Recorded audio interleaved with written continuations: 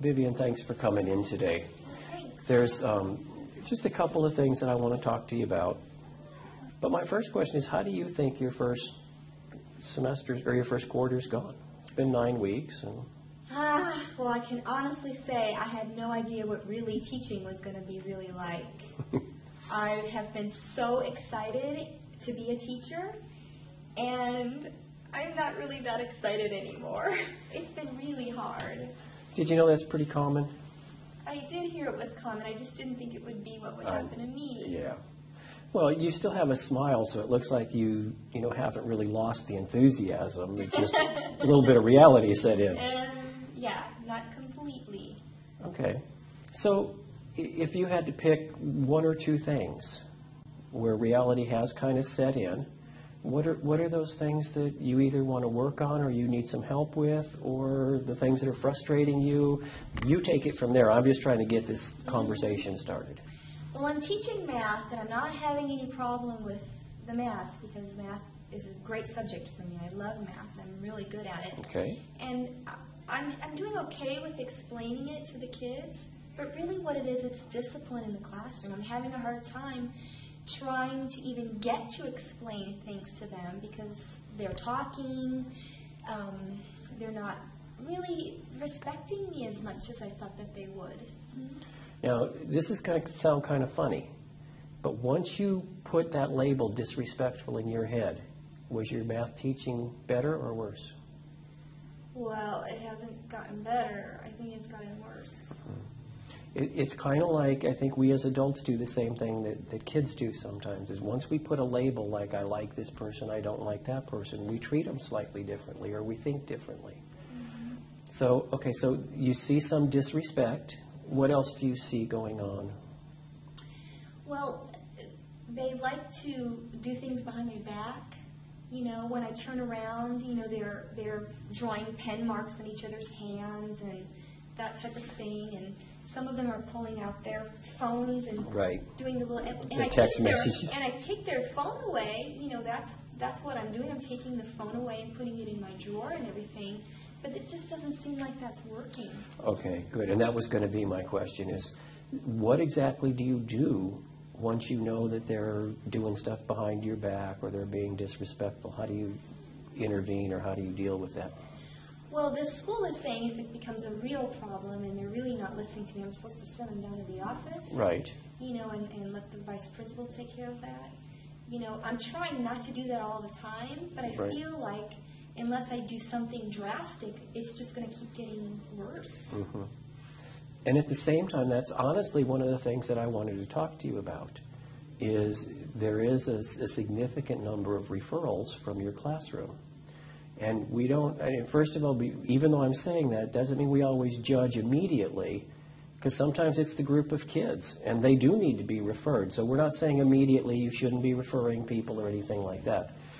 I'm trying to help you figure out, what's working, what's not working, and how we can make this first year good for you and for the kids.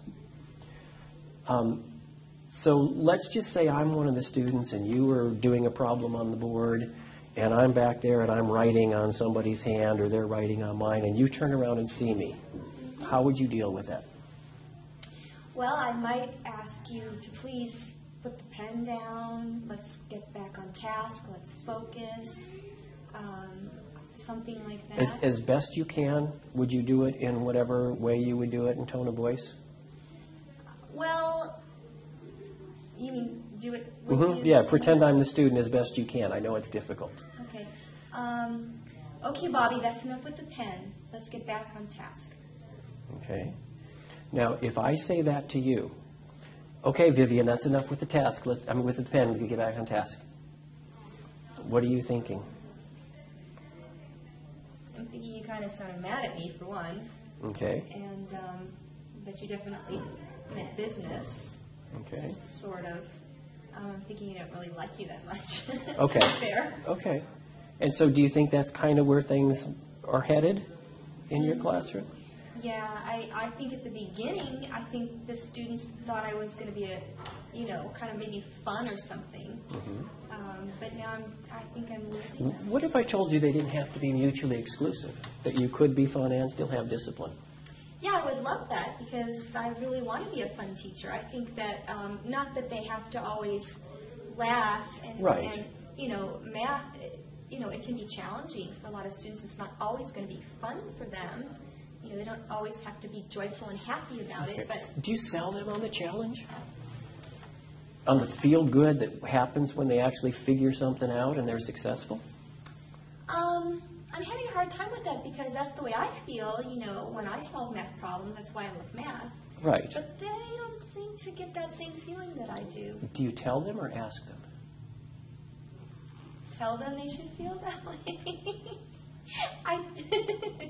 I guess so. I guess I must tell them because I'm wondering why they don't have the same enjoyment of the subject as I do. And I tell them how much I enjoy it, but... Because one of the things that we have a tendency to do, and I did it too as an early teacher, even probably for the first, maybe even into my third year. But I would say, oh, look at this score you got. You should be so proud of yourself. Mm-hmm. Except, how do we know how much effort the kid really put into it? Mm-hmm. But if I say to you, Vivian, here's this score, 98%, what do you think of that? Mm-hmm. Well, it's funny because I was such a good student, I would have said, darn, I missed 2 points. Okay, so is it important to you to get those 2? For me, it is. Okay, why? Because how do you feel when you're successful? Oh, I feel really good when I'm successful. I feel really great. Okay, now see what I just did, though? I asked you 3 questions to get to how do you feel when you get a score. Okay. So if you said to one of your students, is there anything in your life that you work hard for and you feel good when you accomplish it? Mm-hmm. Now, they might even say Xbox or something like that. Yeah. But instead of getting upset with that, it's, well, tell me about it. Mm-hmm. So are you into challenges? And if you like challenges, can I present one right here for you? Mm-hmm. Now, they're not going to change because of one conversation. But hear the difference in how we're relating when we're asking questions and telling, you should be proud of yourself. Don't write on the hand. Mm-hmm. So if we came up with just a couple more strategies of maybe a few questions that you could ask, even, for example, don't write on the hand. What's the rule? What is the rule? What are you supposed to be doing? That's another one. Oh. So what's the rule? What are you doing? Mm-hmm. What are you supposed to be doing? Is that acceptable in class? Mm-hmm. It's a question. Mm-hmm.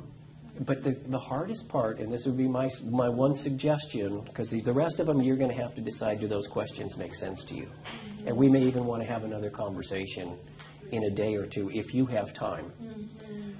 But the difference is when you ask the question, don't worry about the answer. Because they'll come up with a smart aleck answer probably. Mm-hmm, yeah. But what do they have to do first in their head before they come up with a smart aleck answer? Well, they're thinking. They have to answer it honestly first, don't they? So your question will have accomplished its purpose. Oh, even if they don't say it out loud to me. Right. Does that make sense to you? Yeah, it does make sense. And I'm just a little concerned that with these great new ideas and questions and things like that, that I've already sort of started. Is that okay? You're fine. You're fine. Okay. Somebody did once tell me that I have to start out strong. And well, yeah, that's kind of what people say. The question is does that help build any kind of a relationship where people want to work with you or for you? Not really. I mean, if I sat here and told you what to do, and you had to do it my way, or you were wrong, what would you think? Well, I would probably think I just didn't want to try anymore. And would it seem like I was there to help you or to just... No, just to be the enforcer.